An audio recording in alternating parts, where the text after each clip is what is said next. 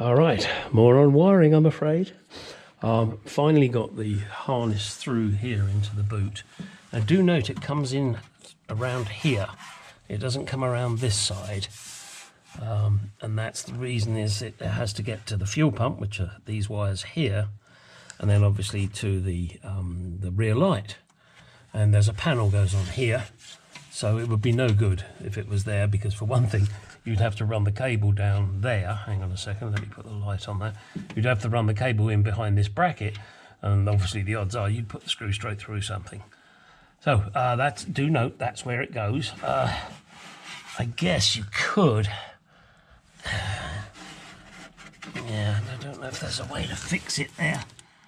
Not really. I mean, it's in the air, so it should be okay. This one I put in a clip, because I didn't want these rattling, and you will notice that this is more Chinesium crap. See, I have two red wires and a green, I think is it a green and purple? Plain green coming from this light, and in there obviously you have the side light, you have the turn signal, and you have the brake light. And coming through the main harness you have a red wire, you have a red and green wire, and you have a green and purple. And the green and purple is the come on Gary, brain cell. It's the Jesus God. It's the green and purple is the side light. The green is the tail light, and the red and green, this is on the harness I'm talking about, is from the turn signal. But you can see there's two red wires here and a red wire there, but not one of the red wires is connected to it. Thank God I didn't just go, oh, red and red. No, I checked it out first and made sure that I knew what each wire did. And then obviously I confirmed that with the other side, because obviously you don't want the turn signals flashing when it should be the side light, and so on and so forth. So do be very careful if you buy Chinesium. The reason I didn't have that problem over here, in a second, let me get that out of the way, and I've got to fix that wire up yet. The reason I didn't have the problem is because the wires are correct. This is a NOS. I got this many years ago. That's NOS. So that was perfect. This is the Chinesium one. And I had to adapt that in many ways, as you will note if you've seen my my videos on it. So there you go. Do be very careful.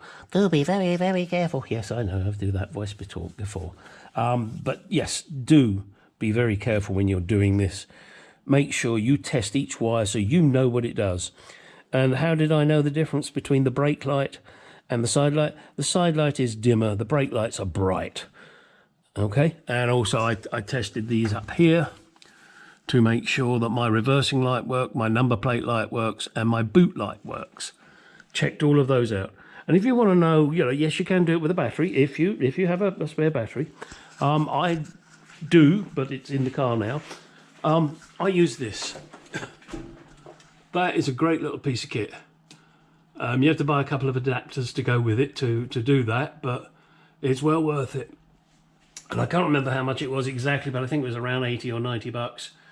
And it's also good for when you're disconnecting a battery and you don't want to lose your radio settings, etc. This will keep it topped up. Okay, there's my poor baby. Oh yes, I now have a replacement fog light. That's another job, but I want to do it on the ramp, and I don't know, some guy put a Mark II on the ramp. I still have the interior wiring to finish. Let me show you that.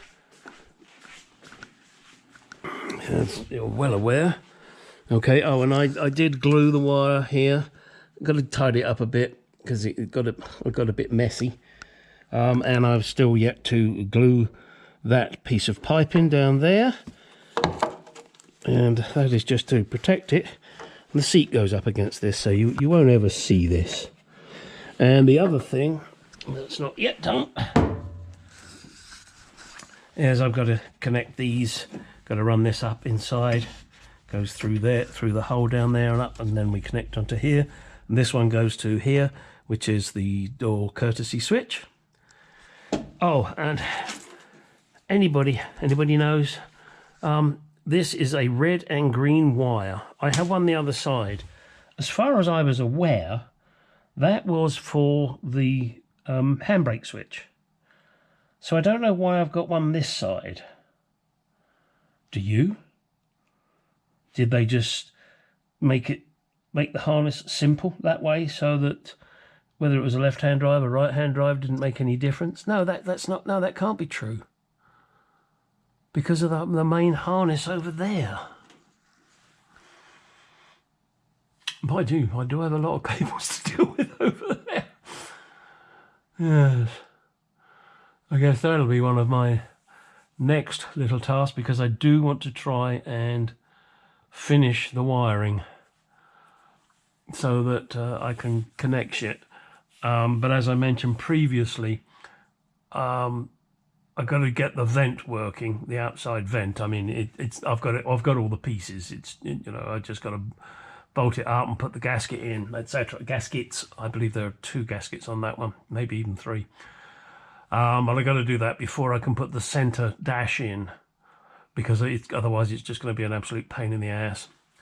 Then I can put the center dash in, make all those connections, and then there should be no reason I couldn't attempt to turn it over. Now, it won't start because I've got no gas or petrol in the car, and also I have no coolant in it. And as I've mentioned before, I'm going to be using Evans coolant in this. I'm also going to be using, not that it's relevant right at the second, .5 brake fluid. That is one that's not hygroscopic, and consequently does not absorb water. Has a higher boiling point, I believe, as well. So, I think they use it in racing cars. Yes, racing cars, not race cars. All right, and now I do have to finish connecting off the harness over there in the corner behind the gas tank. It's just the spare empty tank. And I've got to connect those all up. All right, so stop chatting, get on and do something. As I mentioned in my last video, needed to fix this so that it didn't keep sliding down. These little magnets here, I got those from my local Ace Hardware, and they're really strong. I mean, picking that off is, well, they're strong, okay? So they held it in place, while I put some glue there. Oh, excuse me. And the excess glue that's on the bumper, that will come off easily, and the same on the rubber. Look, you can just pick it off. So I did that one there. Still not sure what I'm going to do about this. I'd like to trim it off, but I might just leave it. And here again, I've done the same on this side. So I'll pull these little magnets out of the way, clean this off, and I'm going to give this rubber coating, I don't know, some kind of I want to say some coating. This rubber, some kind of coating, so that it's nice and black and shiny. In fact, I've got some stuff called Back to Black. I might just try that. In fact, I will try it, but I'm going to try it on a spare piece that I have. Okay, I think that's it for today, guys. Short episode, but I think I'll push it out. Just because I can. Oh, thought. Here you go. Am I crazy? You see in the middle there, it says Jaguar. And it's in black. Should I do it in red? Should I? What do you think? Car's red.